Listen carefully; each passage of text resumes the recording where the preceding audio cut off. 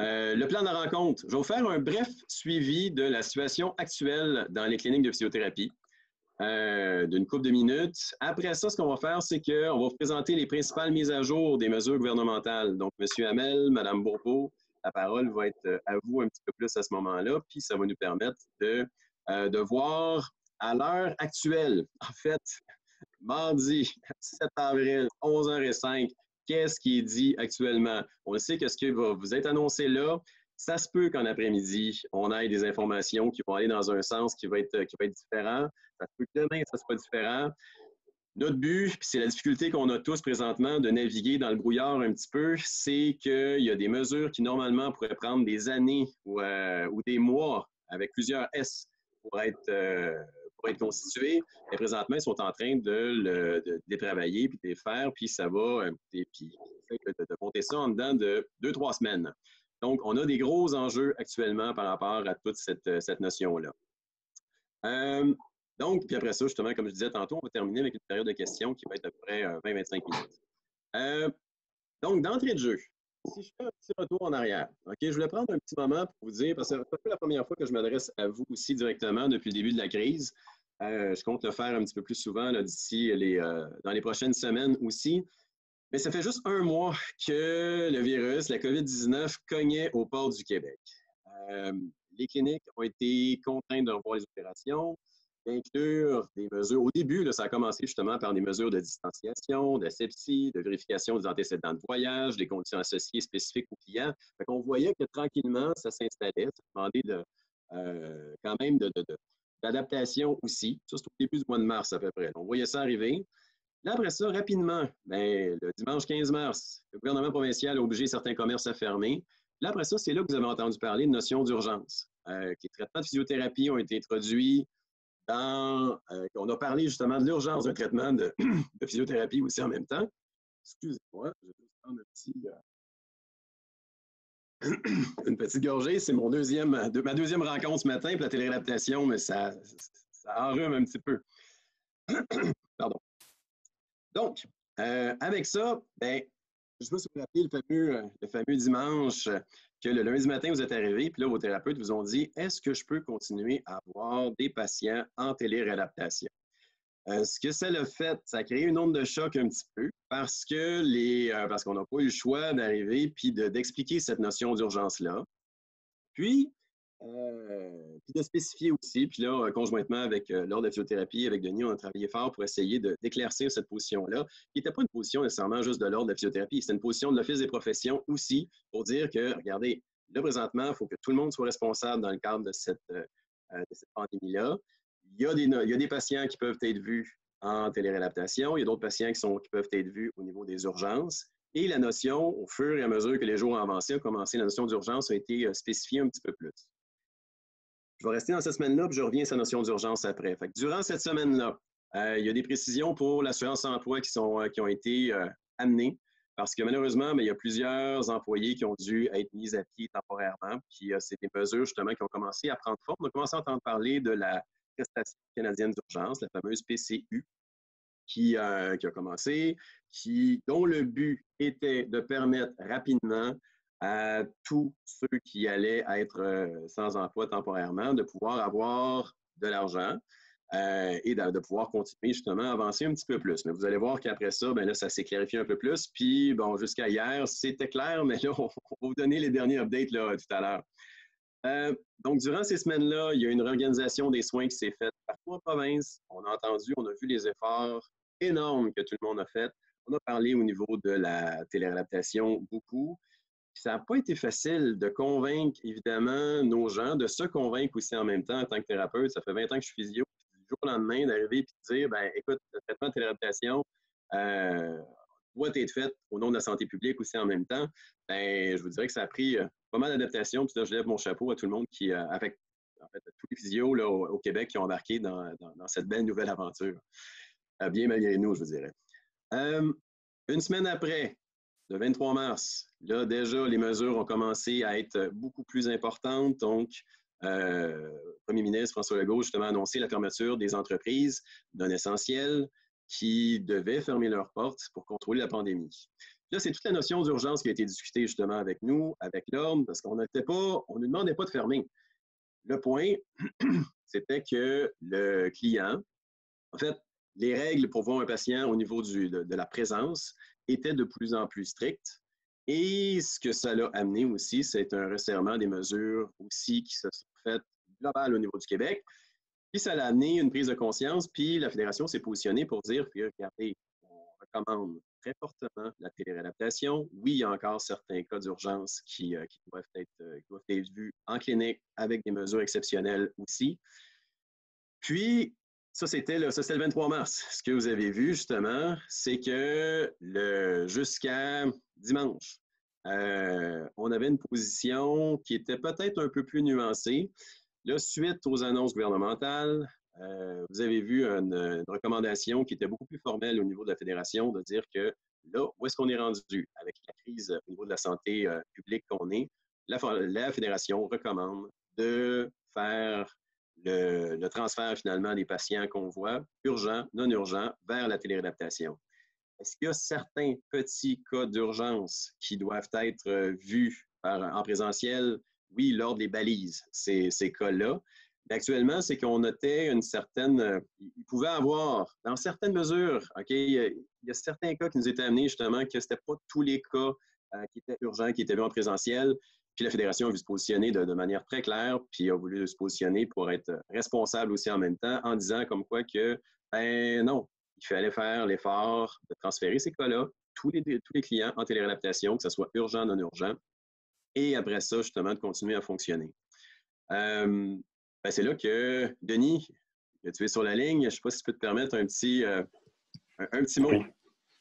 Alors, depuis le début de cette situation-là bien particulière, Pascal et moi, on est en communication étroite sur une base quotidienne, même, je dirais, à certains moments, plus d'une fois par jour. Ouais. Il est important que à la fois, on puisse rencontrer les obligations que le gouvernement nous donne, c'est-à-dire que oui, la physiothérapie, c'est un service essentiel. La physiothérapie peut se prodiguer de différentes façons. On l'a évidemment encouragé beaucoup durant les derniers temps, que ce soit en présentiel ou en ligne, mais on a vraiment mis le paquet pour que presque la totalité, sinon l'ensemble des services puissent être donnés en ligne. Exceptionnellement, on a des conditions particulières où on se dit, oui, il faudrait le voir, notre patient, parce qu'il y a quelque chose qui m'inquiète grandement. Et à ce moment-là, on considère qu'on doit laisser une fenêtre d'opportunité pour que le professionnel de la physiothérapie, que le physiothérapeute puisse pouvoir se dire, OK, dans ce cas-là, je veux le voir parce qu'il y a quelque chose qui m'inquiète.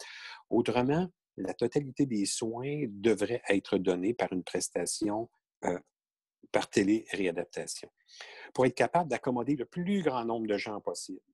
On a permis l'ouverture à toutes sortes d'outils qui étaient peut-être un peu moins évidents auparavant, c'est-à-dire que oui, les plateformes moins sécurisées comme Zoom, comme Messenger et autres pouvaient être acceptables dans ces situations-là.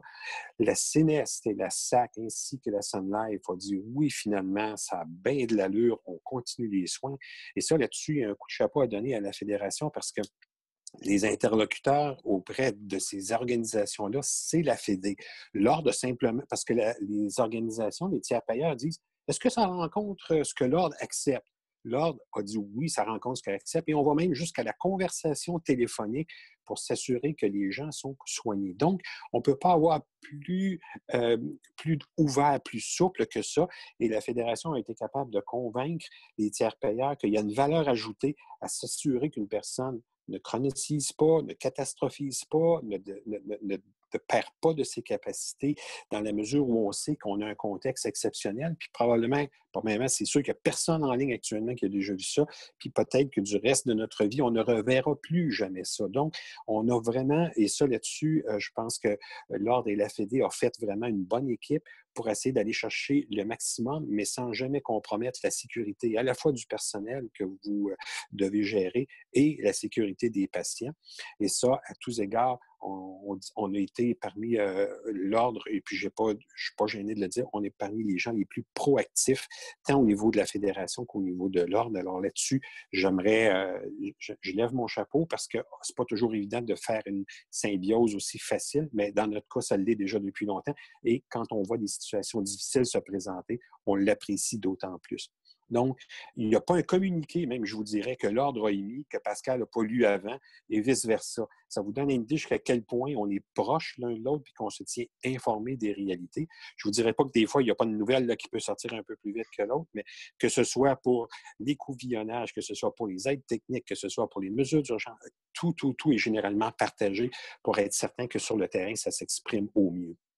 Alors, je tenais à le dire et puis comme je dis, je vais être ici avec vous jusqu'à 11h30, pas parce que je ne voudrais pas rester, mais parce que j'ai une autre rencontre importante qui se succède l'une après l'autre, mais c'est important que ce message-là vous soit transmis et vous pourrez continuer à compter sur notre complicité très étroite parce qu'au final, on représente évidemment à la fois les professionnels et la population, certains avec des gradations différentes, mais notre préoccupation reste quand même la même. Alors, voilà, je tenais à mentionner ça. Merci beaucoup, Denis, du support et de l'aide aussi depuis le début de cette crise-là. Évidemment, on va continuer à travailler ensemble là, pour la suite des choses. Puis je tiens à mentionner comme quoi, tu l'as dit aussi très bien, comme quoi que la physiothérapie présentement se positionne extrêmement bien en termes de relations publiques, en termes d'opinion aussi au niveau des corps médicaux, au niveau des différents acteurs, puis cette bonne entente-là, justement, au niveau de l'ordre, de la fédération, avec l'association qui nous aide aussi, qui vont permettre justement de s'assurer que la reprise va bien se faire, qu'on va être bien écouté aussi, puis qu'ils vont nous prendre au sérieux pour la suite. C'est ce qu'on voulait dire ce matin. Merci de ton intervention, Denis. Donc maintenant, ça c'était le préambule. Maintenant, ce qu'on va vous parler aussi, c'est toutes les questions qui nous arrivent au niveau des fameuses mesures d'aide gouvernementale. Je tiens d'entrée de jeu à mentionner comme quoi que les gouvernements ont été extrêmement généreux. Vous l'avez vu, les gouvernements fédéraux, gouvernements provinciaux, c'est des mesures qui sont sans précédent. Quand ils disaient qu'ils allaient refaire un autre budget au niveau fédéral, qu'ils l'ont refait en temps d'un mois, parce que là, c'est des mesures qui sortent carrément de tout ce qu'on pouvait imaginer. Ils ont travaillé très, très, très fort. Oui, il y en a qui parlent, puis ce qu'ils nous disent, écoute, ça sent l'improvisation un petit peu. C'est normal. Ils prennent tellement ils vont le plus vite qu'ils peuvent avec des mesures qui sont très, très, très grandes. Fait que moi, en fait, notre rôle, justement, présentement au niveau de la fédération, c'est d'être un hub, un pôle où est-ce qu'on va pouvoir vous transmettre l'information qu'on va avoir le plus rapidement possible, qu'on va valider. Et pour cette validation, on a travaillé, on est membre du Conseil du patronat depuis plusieurs années. Et puis, on participait de plus en plus à certaines activités, justement, avec eux. Mais en ce temps de crise, on s'est découvert des nouveaux amis. Encore plus. Ils nous ont aidé énormément à y voir clair. Puis, je vais laisser justement là, M. Denis Hamel, vice-président au Conseil du patronat, vous expliquer un petit peu plus, vous parler un petit peu du Conseil du patronat, puis, et en même temps, de nous parler justement des différentes mesures d'aide. Il y a 8 mesures qui nous touchent un petit peu plus, qui touchent les cliniques de physiothérapie. Et sur le site du CPQ, toutes les mesures sont là. On va vous transmettre aussi en même temps à tous le tableau récapitulatif de toutes les mesures, mais il y en a 8 qui vous touchent un petit peu plus que M. Hamel va vous parler dans quelques minutes. Alors, après vous. On va vous démuter. Vous pouvez y aller. Oups, on ne vous entend pas. Parfait. Voilà, ça devrait marcher. Oui, c'est parfait. Merci beaucoup, Pascal. Écoutez, bonjour à tous. Merci d'être présent en grand nombre à ce séminaire-là. D'abord, au nom du CPQ, ça nous fait plaisir de pouvoir co-animer cette session de questions-réponses. Au nom de ma collègue Caroline, on est vraiment, en tout cas, vraiment content de suivre avec vous cette situation qui est très, très particulière, qui évolue très, très rapidement. Vous savez, le CPQ, c'est un regroupement d'employeurs. On représente d'employeurs et d'associations. Donc, on représente 70 000 employeurs et de ce temps-ci, on met beaucoup nos capacités d'information au service de nos membres et aussi toute la question de lobbying. Je vais revenir là-dessus. Je remercie d'abord la Fédération pour le séminaire. Je vous remercie pour votre travail. Vous faites vraiment un travail exceptionnel d'information. C'est pas facile de suivre la situation. Le meilleur exemple que j'ai entendu, c'est les gouvernements sont en train de construire un avion alors qu'il est en plein vol. Je pense que ça résume très, très bien la situation. Elle évolue très rapidement. Et puis, je pense que il y a beaucoup de questions auxquelles on n'aura pas nécessairement les réponses aujourd'hui parce qu'elles n'ont pas été encore communiquées. Et puis, on travaille très fort pour avoir les réponses. Donc, notre rôle, nous, au CPQ, il est double. Il est à la fois, nous sommes à la fois une organisation d'information auprès de nos membres. Donc, ce qu'on fait aujourd'hui avec vous, c'est vous informer des principales mesures qui ont été adoptées par les gouvernements et en même temps répondre à vos questions. On est aussi un organisme de lobbying. Et puis ça, je pense que c'est très, très important que vous nous transmettiez vos préoccupations. Alors, soit sous la forme de questions, des questions qu'on aura lors du webinaire aujourd'hui, mais après, vous pouvez communiquer avec votre directrice générale qui nous transmet, et on le fait déjà depuis le début de la crise. Transmettez-nous vos préoccupations. Notre PDG est en lien constant avec les ministres fédéraux et provinciaux. J'allais dire sur une base quotidienne, et c'est vraiment le cas. Alors, si jamais il y a des choses qui ne fonctionnent pas, pour lesquelles il y a une adaptation, bien, les gouvernements sont à l'écoute. On a vu dernièrement déjà les gouvernements apporter des précisions à la suite des recommandations qu'on avait faites. Donc, on est vraiment un véhicule là, qui peut vous aider à transposer l'information. Donc, écoutez, les mesures gouvernementales qui ont été annoncées depuis le début de la crise, elles sont très nombreuses. On en recense plus d'une trentaine. Pascal disait. Donc, on va prendre l'accent sur 8 qui s'adresse beaucoup plus à votre secteur et à votre type d'organisation. La première, bon, je pense que c'est la plus importante parce que Pascal mentionnait, ce sont des milliards de dollars qui sont investis par les gouvernements. La plus grosse mesure, celle qui représente à peu près les 3/4 du budget, c'est la subvention salariale auprès des entreprises. On en a beaucoup entendu parler, 75 du salaire jusqu'à un maximum de 58 700 $ qui va être versé directement aux entreprises afin qu'elles maintiennent le lien d'emploi. Pardon. Afin qu'elles maintiennent le lien d'emploi avec les employés. C'est important de comprendre que les gens ne sont même pas obligés de travailler. L'important, c'est le maintien du lien d'emploi. Et les employeurs sont invités à verser la différence entre 75 du salaire admissible et le salaire réel, autant que faire se peut, mais il n'y a pas d'obligation à cet égard. Les détails vont être connus au fur et à mesure des prochaines journées. On sait que les premiers chèques vont parvenir aux entreprises dans un délai de 3 à 6 semaines. Le ministre fédéral du Conseil du Trésor, M. Duclos, disait hier que ça va probablement être plus 3 que 6, mais quand même, c'est la fourchette là, que le gouvernement a prévue pour la livraison des premiers chèques. Donc, ça aussi, c'est un dossier qui est en évolution. On ne connaît pas le détail de toutes les mesures, mais c'est la plus grosse mesure. La deuxième, c'est celle qui s'adresse aux travailleurs et travailleuses. C'est la fameuse prestation canadienne d'urgence, la PCU. Donc, 2 000 $ par mois pour toute personne qui a perdu son emploi à cause de la COVID-19. Ce qui est important de savoir, c'est que toutes les demandes, il y a une espèce de fusion là, avec l'assurance-emploi. Toutes les personnes qui, à partir du 15 mars, ont perdu leur emploi et ont fait une demande à l'assurance-emploi, leur dossier est automatiquement transféré à la PCU avec les avantages et les inconvénients que ça comporte. Parce que la PCU est un peu moins généreuse que le maximum de l'assurance-emploi. Le délai de carence est plus important, c'est 14 jours au lieu d'une semaine. Et aussi, la PCU ne permet pas, a priori, jusqu'à maintenant, ne permettait pas de cumuler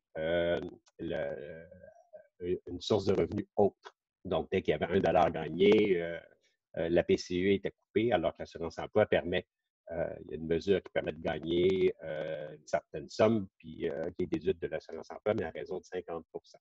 Donc, la PCU, depuis le 15 mars, est la seule politique qui s'applique, ou le seul programme, au fond, qui vise les travailleurs et travailleuses. Ça remplace les prestations régulières.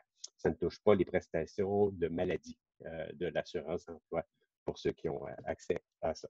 La troisième mesure qui est importante aussi, c'est la fameuse subvention salariale de 10 %.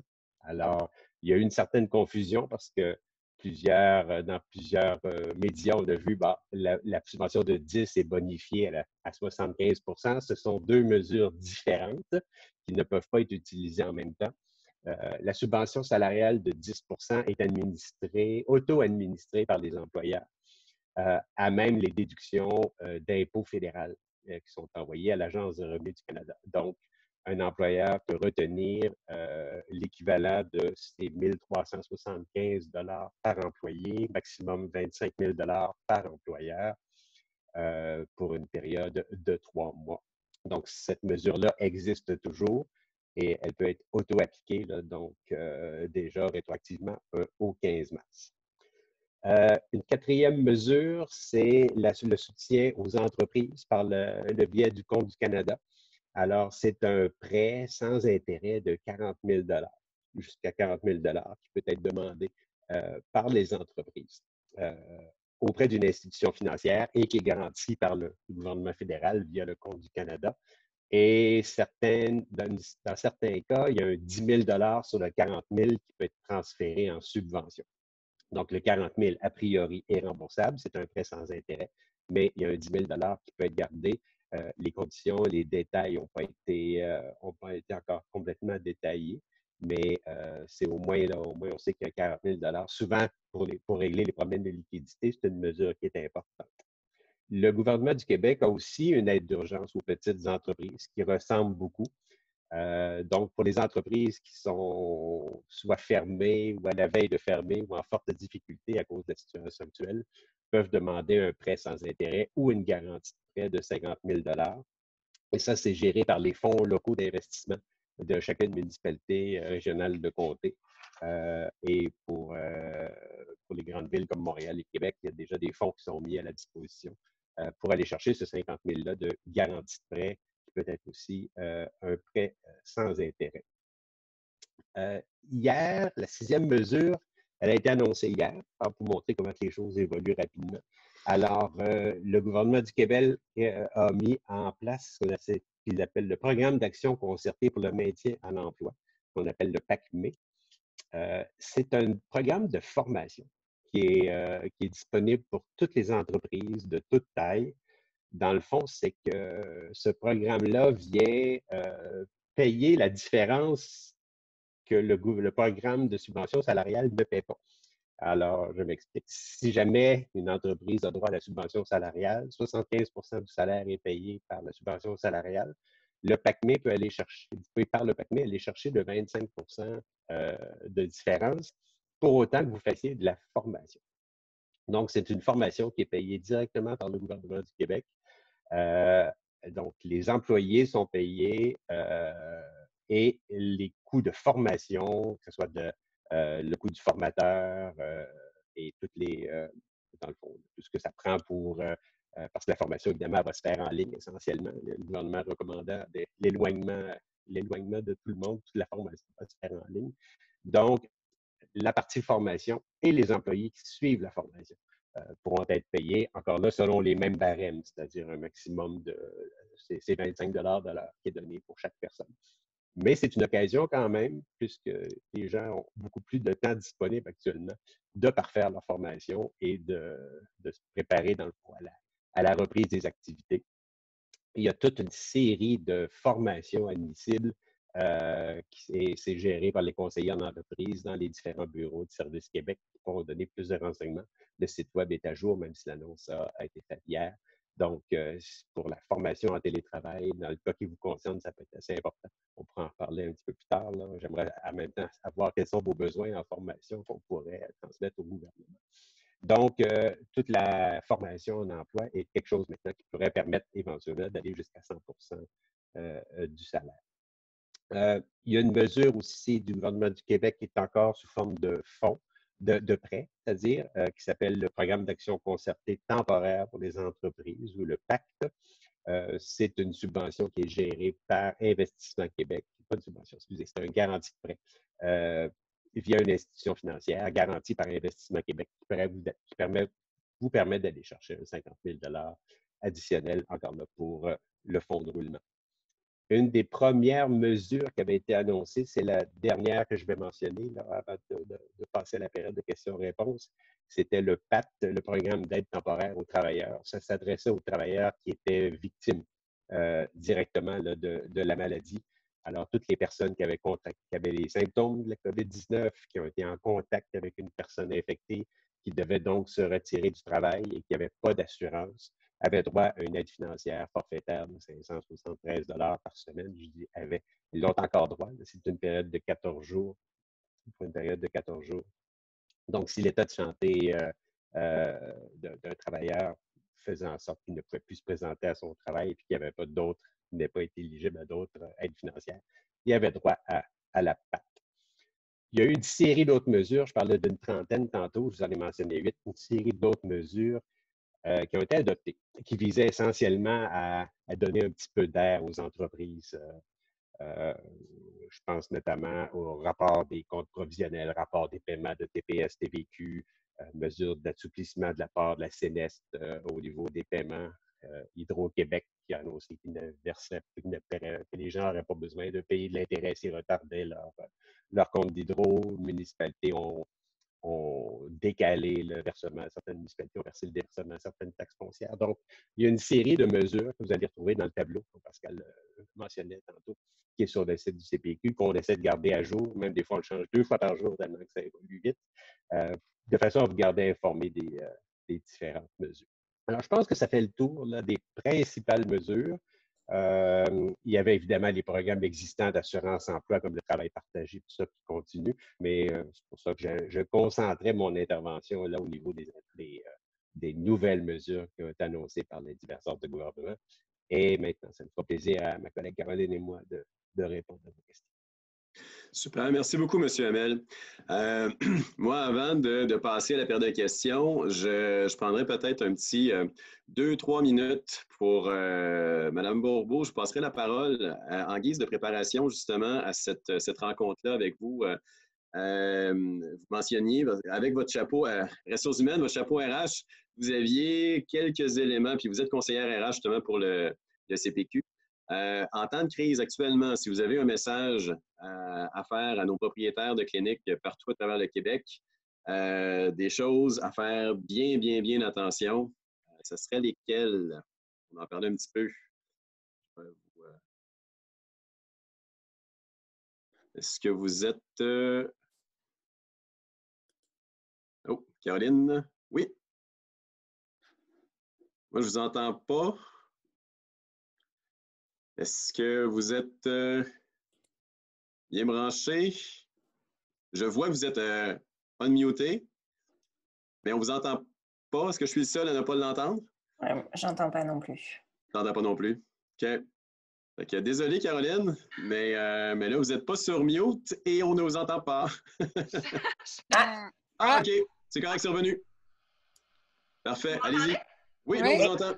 Super. Tant mieux. Je m'expliquais pas bien la situation, mais bon, ça fait partie du contexte ambigu dans lequel on est. On est surpris, il faut s'adapter.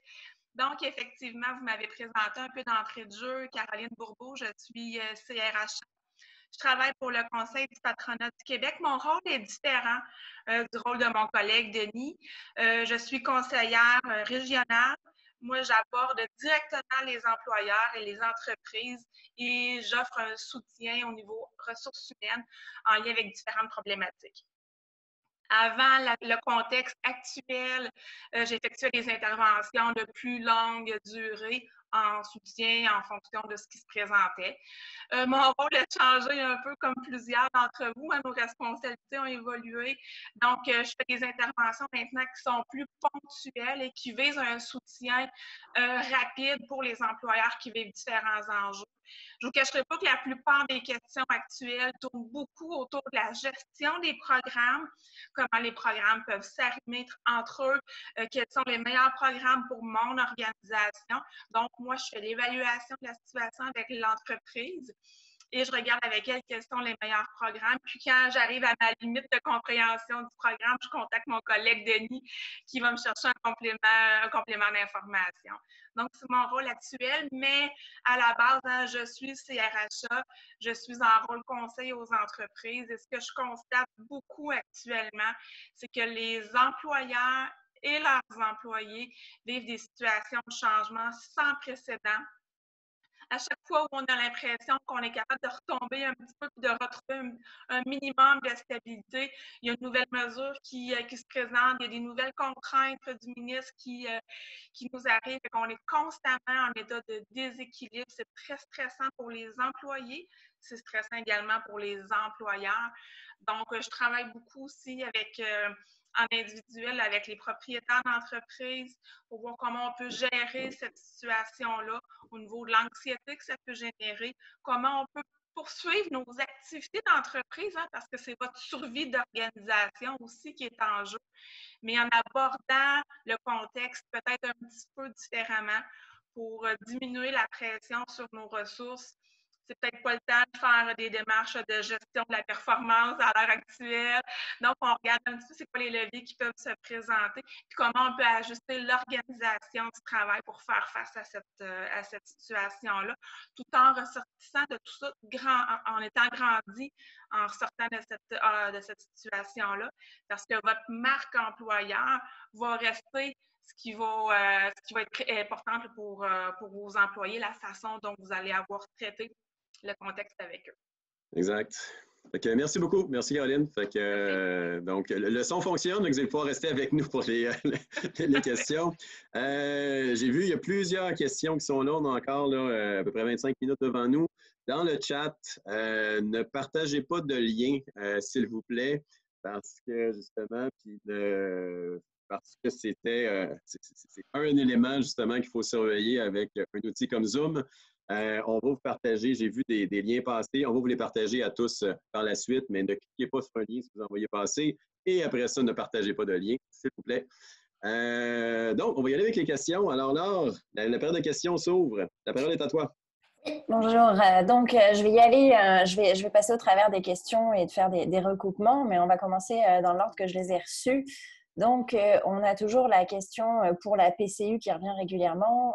C'est ce qui est marqué sur le site du gouvernement du Canada. Si on est admissible aux prestations d'assurance-emploi avant le 15 mars, on est traité selon les règles préexistantes. Mais actuellement, ce n'est pas ce qu'on constate sur le terrain. Il y a des employés qui ont déjà commencé à recevoir des 500 $. Donc, on voulait savoir quelle était justement la clarification parce que c'est des demandes qui ont été faites véritablement avant le 15 mars. Est-ce qu'on a… Oui, M. Hamel. Voilà. Oh. Voilà, Oui, je pense que ça fonctionne, oui. Écoutez, l'information qu'on a eue, alors théoriquement, effectivement, toute demande présentée avant le 15 mars, parce que vous savez que l'assurance-emploi a reçu 1500 demandes en l'espace de 2 semaines. Alors, ce que le gouvernement a décidé de faire, c'est avant le 15 mars, c'était traité par l'assurance-emploi et à partir du 15 mars, c'était donc acheminé directement à la prestation canadienne d'urgence. Si on vous dit sur le terrain que des gens ont appliqué avant et ça a été transféré à la PCU, c'est probablement une question de quand est-ce que le gouvernement a traité lui-même. Peut-être que la demande a été déposée, mais traitée plus tard, étant donné que les gouvernements ont été débordés par le nombre de demandes. Mais a priori, toutes les demandes qui avaient été faites avant le 15 devraient normalement fonctionner via les règles de l'assurance. Merci. Autre question qui revient aussi concernant la PCU. Puis on sait qu'il y a eu une annonce qui a été faite hier, mais concrètement, où est-ce qu'on en est justement les gens qui travaillent soit 10 heures et moins ou ceux qui travailleraient 10 heures et plus? Est-ce que ceux qui travailleraient 10 heures et plus ne deviendraient plus éligibles à la PCU ni à l'assurance-emploi? Ou ceux qui pourraient travailler moins, est-ce qu'on attend un peu plus de détails? On l'espère cette semaine. Effectivement, on n'a pas plus de détails que ce que le premier ministre a dit hier en conférence de presse. On n'a même pas d'écrit là-dessus. Alors, ce qu'on espère, c'est un assouplissement qui va ressembler à celui de l'assurance-emploi. Pour le moment, le premier ministre a parlé de 10 heures et moins, mais on n'a aucun écrit. Les détails vont arriver. Vous savez que la mise en service de la PCU était prévu dans le projet de loi, dans la loi C13 qui a déjà été adoptée, mais les règlements n'ont pas été adoptés. La subvention salariale, elle, va faire l'objet d'une nouvelle loi qui va être adoptée dans les prochains jours. La Chambre des communes doit être appelée. Donc, tant qu'on n'aura pas le texte de loi et les règlements afférents, ça va être extrêmement difficile de donner des réponses aussi précises. Merci. Autre question concernant plutôt les subventions salariales. Est-ce qu'il y a possibilité au niveau des subventions salariales de faire des arrimages entre les deux programmes, de les combler peut-être pour une certaine période et puis d'embarquer sur une autre période? Par exemple, on pourrait commencer avec le 10% si la période de référence, on ne répond pas à l'éligibilité en termes de perte. Mais est-ce qu'on pourrait, après, si on passe sur la période de avril-mai, passer avec des pertes importantes, passer sur le 75%? Est-ce qu'on pourrait combiner? C'est-à-dire combiner, non. La réponse est oui. C'est, par exemple, étant donné que c'est assez strict là, pour la première période, vous devez comparer mars à mars. Comme les fermetures ont commencé autour du 15, il est possible que votre mois de mars 2020 ne soit pas 30 inférieur au mois de mars 2019, tel qu'il est précisé dans le programme. Donc, le 10 il est toujours valide. À partir du moment où vous appliquez, vous recevez la subvention salariale, là, vous ne pouvez plus appliquer le 10 Donc, les deux existent en parallèle, mais les deux ne peuvent pas s'appliquer en même temps à une entreprise. Parfait. Justement, c'est ça, la question revient souvent de la comparaison. Là aussi, on comprend bien qu'on n'a pas encore les détails justement pour les comparatifs. On se demande s'il y a des représentations ou s'il y a des choses qui sont en cours de travaux au niveau notamment des jeunes entreprises en démarrage. C'est sûr qu'en comparaison, quand on était en démarrage en mars, même dans les 2 dernières années, les revenus ont de fortes chances d'avoir été à la hausse, non pas à la perte. Donc, est-ce qu'il y a des choses qui sont envisagées là-dessus à votre connaissance? Oui, beaucoup de démarches. D'ailleurs, au moment où on se parle, notre PDG est en communication avec 2 ministres fédéraux, justement. La question du 30 pose énormément de problèmes à l'heure actuelle. Le tableau a l'air bien simple quand on va sur le site du gouvernement fédéral, mais une entreprise en forte croissance, par exemple, peut avoir eu une diminution de son chiffre d'affaires en mars cette année, mais être quand même supérieure au mois de mars l'année dernière parce qu'il y a eu une croissance. Alors, à ce moment-là, ça ne peut pas s'appliquer. Une jeune entreprise, par exemple, qui a démarré au mois de juillet, bien évidemment, ne peut pas comparer. Alors, ce n'est pas clair. Donc, les représentations, à votre question, oui, les représentations sont faites actuellement et on a eu quand même la confirmation des autorités fédérales que c'est une mesure qui est faite pour aider. Donc, les règlements allaient être interprétés avec quand même beaucoup de flexibilité de la part de l'Agence de revenus du Canada. Donc, on espère que justement que dans le doute, les questions vont être répondues de façon positive par l'Agence de revenus du Canada, mais on préfère quand même avoir les règlements. Parfait. Une autre question, si un employé a déjà reçu de l'argent de l'assurance emploi et qu'on pourrait être éligible à la subvention salariale de 75 comment le calculer rétroactivement et est-ce qu'il faudrait éventuellement prendre en compte l'argent reçu déjà par l'assurance emploi pour calculer le 75 ou est-ce que c'est vraiment 2 programmes complètement différents qui n'ont pas de lien entre les deux? Je ne sais pas, Caroline, tu devrais compléter parce que c'est assez concret. C'est sûr que la subvention salariale nécessite que la personne soit sur le payroll, en bon québécois. Donc, l'idée derrière la subvention salariale, c'est de réembaucher des personnes qui ont été mises à pied. Donc, à ce moment-là, il y aurait eu de l'assurance emploi pendant une certaine période. La personne est réembauchée de façon à intégrer les emplois. Donc, à ce moment-là, il n'y aurait pas de juxtaposition entre les prestations d'assurance emploi qu'il a reçues et l'embauche. Si la personne était déjà en emploi, n'a pas été mise à pied, à ce moment-là, la subvention salariale est rétroactive au 15 mars. Donc, à ce moment-là, l'employeur peut aller rechercher une partie du salaire qui a été versé parce que la personne n'a pas été mise à pied. Donc, techniquement, il ne devrait pas y avoir une personne ne recevrait pas son salaire et l'assurance emploi en même temps. C'est pas possible. Effectivement, ce qu'on recommande même aux employeurs là, qui souhaitent se prévaloir de ce programme-là, c'est d'effectuer formellement un rappel au travail pour leurs employés avec un écrit à cet effet, puis un amendement au relevé d'emploi si un relevé d'emploi a été émis. Parfait, merci. Autre question, toujours concernant la subvention salariale, un cas où il y aurait deux associés qui sont à part égale dans la clinique avec d'autres employés. Les employés ont été mis en pied. En fait, on se demande est-ce que la subvention salariale pourrait être demandée pour une partie des employés, peut-être les deux associés qui pourraient continuer à assurer, par exemple, la téléréadaptation, ou est-ce qu'il faut le demander pour tous les employés? Donc, je pense que ça rejoint ce que Caroline précisait.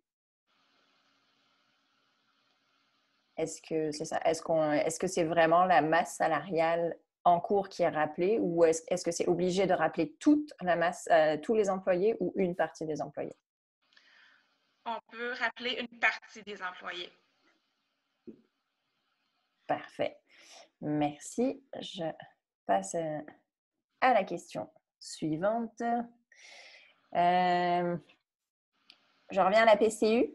Je les prends un peu dans l'ordre dans lequel elles arrivent aussi dans le fil de discussion. La question, en fait, n'est pas claire justement pour les 14 jours pour la PCU. On parlait de 14 jours dans la période initiale de 4 semaines. Puis ensuite, on s'attend bien à ce que dans les semaines suivantes, il n'y ait plus de revenus, aucun revenu dans les périodes suivantes où on demanderait la PCU. Est-ce que c'est bien ça?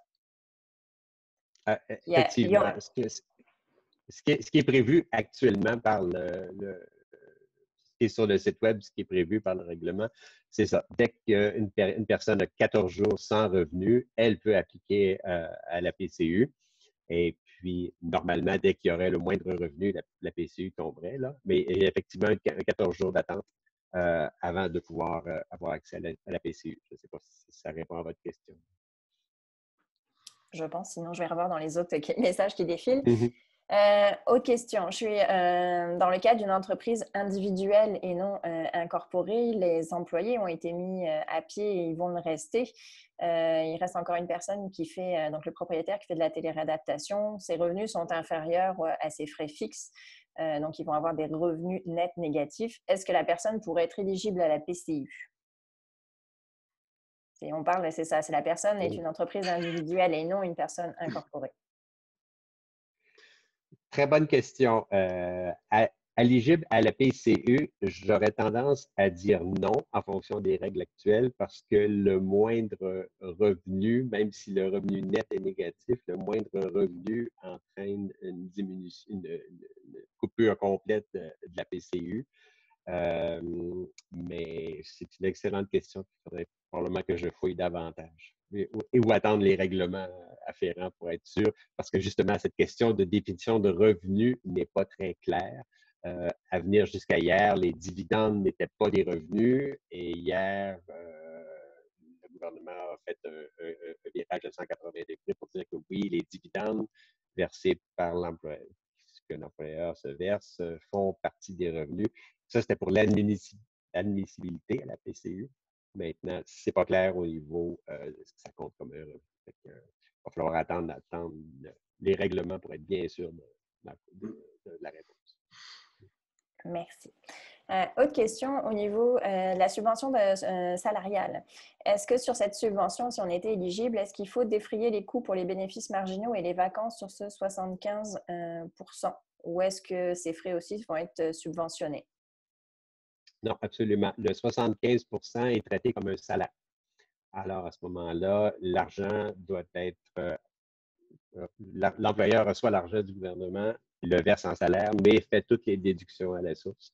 C'est important de mentionner aussi d'entrée de jeu que la subvention salariale est imposable pour l'employeur. Alors, à la fin de l'année, ça sera compté comme un revenu. Donc, l'employeur devra payer lui aussi ses impôts et taxes sur la subvention elle-même. Mais effectivement, c'est traité comme un salaire, comme si c'était donc avec les déductions à la source et tout ce qui y avait.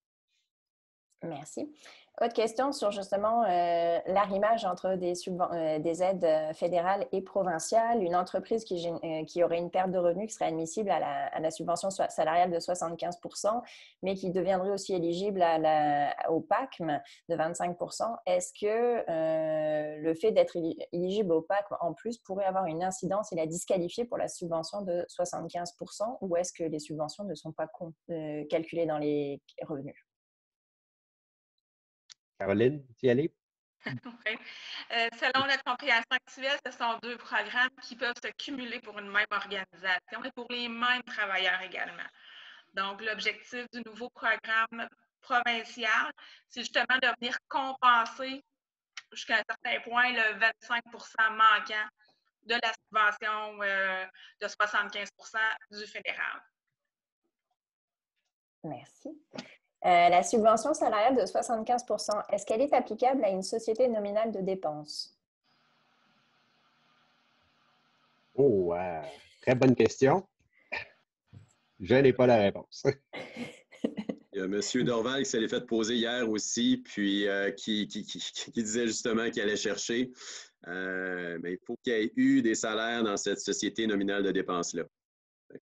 Ça se base sur ces principes-là, mais c'est ça, la réponse n'est pas claire encore.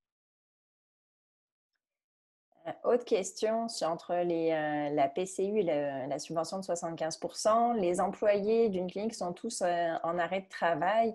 Est-ce qu'on peut seulement leur payer le 75 % de leur salaire habituel et le gouvernement, est-ce qu'ils vont embarquer sur la subvention? En fait, l'idée, c'est comment conserver le lien d'emploi et éviter de demander la PCU. Effectivement, la mesure est vraiment l'objectif de la mesure, c'est de garder le lien d'emploi. Alors, l'employeur peut rappeler les travailleurs et travailleuses, leur verser le 75 % qui vient du fédéral et ne pas verser la différence, soit le 25 % ou la différence entre le vrai salaire et le maximum admissible. Il n'y aura aucune exigence pour les employeurs à ce niveau-là. L'employeur pourrait recevoir 25, le travailleur, c'est-à-dire pourrait recevoir uniquement son 75 %, ce qui est déjà mieux que la PCU et l'assurance emploi dans la plupart des cas. Et il n'y a aucune obligation de combler, il n'y aura pas de réédition de compte demandée aux employeurs à ce niveau-là. Et autre question, est-ce qu'il est possible de demander donc la subvention de 75 % pour une partie des employés et que les autres employés reçoivent la PCU s'ils ne sont pas rappelés à l'emploi? Oui, absolument. On n'est pas obligé de rappeler tout le monde. Alors, ça peut se faire sur une base même. La subvention salariale va être calculée à tous les mois. Donc, il peut y avoir un certain groupe de travailleurs appelés un premier mois, en avoir plus après. Ça peut être progressif, comme ça peut être tous ou une partie. Et est-ce qu'il est obligatoire de réembaucher un employé à temps plein pour être éligible aux 75 % ou est-ce qu'on peut les réembaucher justement sur une portion d'horaire qu'il était habituel avant? En principe, ce sont les conditions d'avant le 15 mars qui s'appliquent. Le gouvernement veut s'assurer d'abord qu'il n'y a pas d'augmentation de salaire ou d'augmentation dans les conditions de travail. Si la personne était à temps partiel avant, devient à temps partiel, reste à temps partiel. Maintenant, est-ce qu'on peut mettre quelqu'un à temps partiel? J'aurais tendance à répondre que oui, parce que finalement, c'est comme il y a possibilité de rappeler une partie des gens, il y a possibilité de rappeler des gens sur des heures moindres. Je ne verrais pas l'avantage, a priori, puisque le 75 % est payé entièrement par le gouvernement fédéral. À moins, Caroline, que tu aies, je ne sais pas si tu as déjà eu l'expérience, toi, de gens qui ont rappelé des gens à temps partiel avec la PCU. Elle n'est pas versée encore, mais l'information que tu aurais serait-elle différente? Non, en fait, je n'ai pas été saisie de ce type de question-là parce que ce qu'il ne faut pas oublier, c'est que pour la subvention salariale, il n'y a pas de lien entre la prestation de travail, donc le nombre d'heures réellement effectuées, et le versement du 75 %. Donc, l'employé peut faire aucune heure de travail et quand même se voir verser son salaire. Un employé peut faire 10 heures et se voir verser quand même 75 % de son salaire. Donc, je ne verrais pas l'utilité de mettre un employé dans un contexte de temps partiel dans la mesure où il peut obtenir 75 % de son salaire, peu importe le nombre d'heures qu'il fait. Merci bien. Est-ce qu'un propriétaire d'une clinique non incorporée peut être considéré comme un employé aux fins de l'éligibilité à la subvention de 75%? Ou est-ce qu'il fallait qu'il soit obligatoirement payé à salaire par la clinique, même s'il n'est pas incorporé? Très bonne question. Caroline, je ne sais pas si tu as la réponse, parce que normalement, c'est la subvention salariale s'applique au salaire. Donc, si un propriétaire n'est pas un salarié, j'aurais tendance à répondre qu'il ne serait pas éligible. Maintenant, c'est encore là, sous réserve des détails à venir.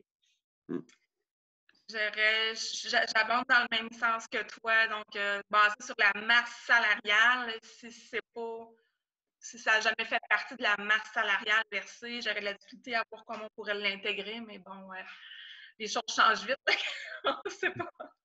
Puis le fait d'intégrer aussi, de se payer un salaire comme propriétaire à partir du 15 mars, après, ça ne réglera pas le problème. Là. Ça avait été spécifié aussi en disant que s'il y a une modification de statut avant et après, ben, on ne rentrerait pas là-dedans. S'il y a une chose qui est bien claire, c'est ça. C'est qu'il faut que ce soit les mêmes conditions d'avant le 15 mars. On ne fait pas de changement. Exact. Autre question. Lorsque la subvention salariale de 75% va être terminée et vu sa durée de 12 semaines, que se passe-t-il avec les employés qui ont été réengagés si la clinique n'est pas en mesure de leur fournir un nombre d'heures suffisant? Peuvent-ils de nouveau avoir accès à l'assurance emploi? Je sais que ça nous semble loin comme plan, mais c'est... C'est loin, mais ça va venir vite. C'est le sujet quand même. Exactement. Écoutez, d'abord, le gouvernement a dit que la question avait déjà été posée au ministre. Qu'est-ce qui arrive si le 6 juin, nous sommes encore en confinement et encore en fermeture? Est-ce que le programme pourrait être prolongé? Il y avait une ouverture à ce niveau-là. La réponse théorique à votre question, c'est oui. Une fois la subvention salariale terminée, la PCU et l'assurance emploi existeront toujours. La PCU, même, je crois qu'elle est jusqu'au 3 octobre. Donc, ces mesures-là sont toujours disponibles pour les personnes, en espérant que le 3 juin, on sera sorti de la brume. Mais la réponse, effectivement, les autres programmes prendront la relève à ce moment-là. Merci. Au niveau de la PCU, qu'est-ce qui est considéré comme un revenu? Est-ce que c'est le revenu brut ou le revenu net? Ce n'était pas stipulé dans ceux qui ont fait des demandes. Pour la détermination de 5 000 j'imagine? Sûrement, oui. Je pense que c'est plus de 30 non, mais là, si la question traite du PCU, c'est le 5 000 de revenus. Oui. OK, non, c'est beau. Oui. Ben, écoutez, à venir jusqu'à hier, je vous aurais dit, c'est simplement un revenu d'emploi ou une prestation d'assurance emploi ou des prestations de maternité. Hier, le premier ministre Trudeau est venu clarifier en disant que des dividendes font aussi partie du revenu. J'aurais tendance à penser que c'est un revenu brut, puisque c'est un revenu d'emploi. Mais ça sera à vérifier, ça aussi. Là. Et ça sera encore là à clarifier parce que les dividendes viennent d'être ajoutés. Est-ce qu'il va y avoir d'autres sources possibles? Mais pour le moment, on parle vraiment de revenus d'emploi, prestations d'assurance emploi et revenus de maternité plus les dividendes. Merci. Quelqu'un qui on voudrait revenir des précisions justement sur la question du traitement des avantages sociaux au niveau de la subvention salariale. Est-ce que c'est traité comme un salaire? Est-ce que ça veut dire que la clinique va recevoir le 75% des avantages sociaux ou uniquement de la masse au niveau salaire? Ou est-ce que les avantages sociaux sont inclus dans le calcul? Pour l'instant, l'information qu'on a, c'est que les avantages sociaux ne seront pas inclus dans le calcul. Ce serait sur le salaire versé. Donc, excluant les avantages sociaux. Par contre, comme mon collègue Denis l'a mentionné tantôt, les règles applicables spécifiquement à cette mesure-là sont en rédaction à l'heure actuelle, donc devraient être disponibles là, sous peu. Mais l'état de la situation actuelle, c'est ce que je viens de vous mentionner. Merci. Pascal, je vois l'heure arriver. On a encore quelques minutes. Moi, je te dirais peut-être. Puis je vois des questions qui se regroupent quand même pas mal. C'est ça, oui. Tu peux y aller avec peut-être deux dernières questions? Oui. Puis après ça, on va pouvoir fournir d'autres explications aussi. Fait que je te laisse y aller. Oui, donnez-moi juste une minute, je défile.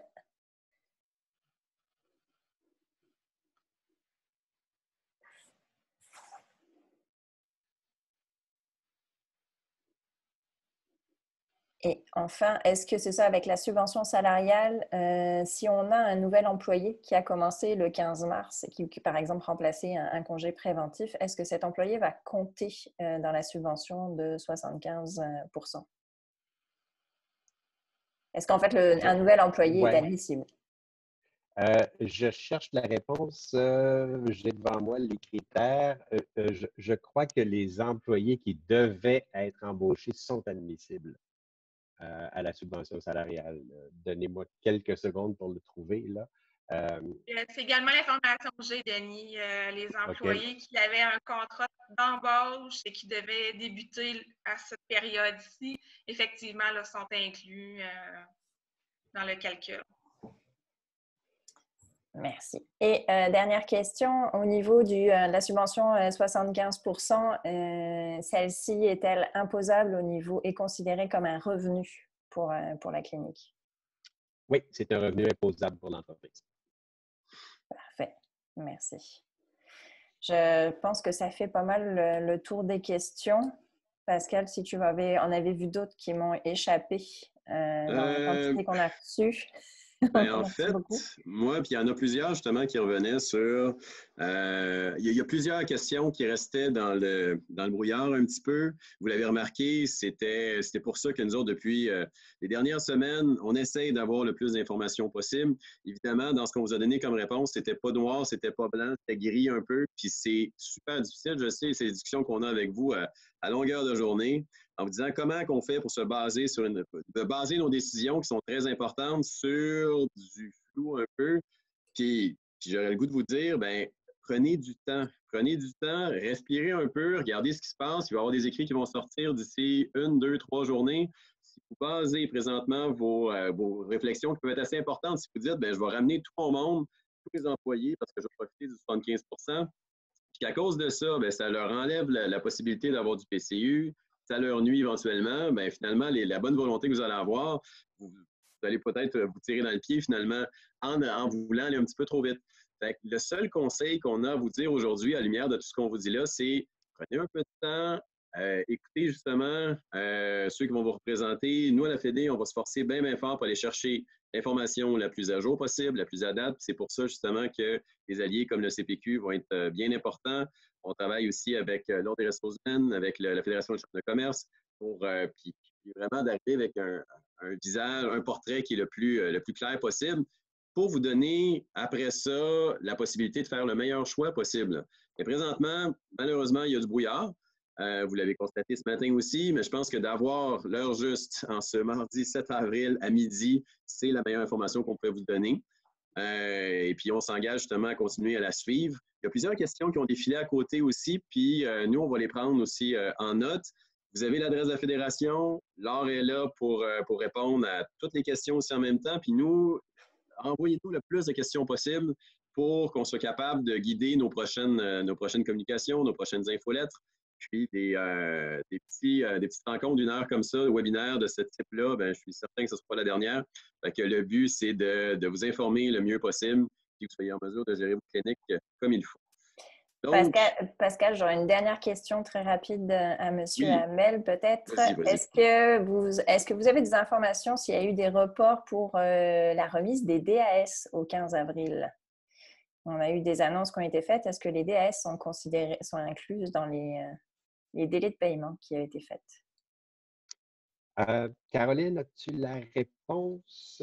Parce que j'ai vu des choses sur les acomptes provisionnels, sur la TPS TVQ, mais sur les autres DAS, je n'ai pas l'information. Merci. Donc, par contre, on peut chercher l'information, puis si c'est des modifications en ce sens, on vous en fera part. Merci. Comme Pascal l'a dit, moi, de toute façon, j'ai bien pris note de toutes les questions qu'on a reçues. On va retravailler ça en arrière pour essayer aussi de mettre à jour les guides qu'on a produits avec les portions foire aux questions. Donc, suivez, on va mettre à jour régulièrement sur le site. Super. Donc, mon mot de la fin, justement, je vous remercie beaucoup, M. Hamel, Mme Bourbeau, de nous avoir accompagnés aujourd'hui. Puis, puis Laure d'avoir été notre modératrice aussi en même temps. Je pense que ça a été une très, très belle rencontre. mon mot de la fin, M. Hamel m'avait volé mon punch tantôt en parlant de l'avion qui vole, puis qui est en train de... Puis oui, j'ai entendu la même citation que vous, justement, en disant que présentement, on dirait qu'on est en train de construire un avion en plein vol. Tout avance, avance vite, puis ça avance à une vitesse fulgurante, puis on est en train de construire cette nouvelle... En fait, cet avion-là va être un peu le futur, notre futur à nous au niveau de la réadaptation aussi. Qu'est-ce que ça va avoir l'air dans 1 mois, dans 2 mois, dans 3 mois? On ne le sait pas. On peut commencer à y penser, évidemment, puis on vous encourage à commencer à penser à l'après, parce qu'il va y avoir un après, mais la Fédération va être un bon partenaire pour vous aider à y voir un petit peu plus clair, puis par rapport aux différentes mesures qui sont là, puis vous aider pour être certain que vous allez sortir un petit peu plus fort de la situation qui est là actuellement, parce que là, c'est sûr que si on regarde juste 1-2 journées en avant, c'est pas évident, mais je vous dirais que c'est ça. Vous allez être appuyés, la Fédé va être là pour vous aider. Les partenaires comme le CPQ, comme vous avez pu voir ce matin, vont être là pour éclairer nos lanternes un petit peu plus. Fait que, merci beaucoup. On vous laisse là-dessus. Puis au plaisir de se reparler, puis surveiller nos communications, justement. Ils vont être on va être encore très, très actifs dans les prochains jours. Fait que, bonne journée à tous. Merci. Bonne journée. Bye bye. Bonne journée.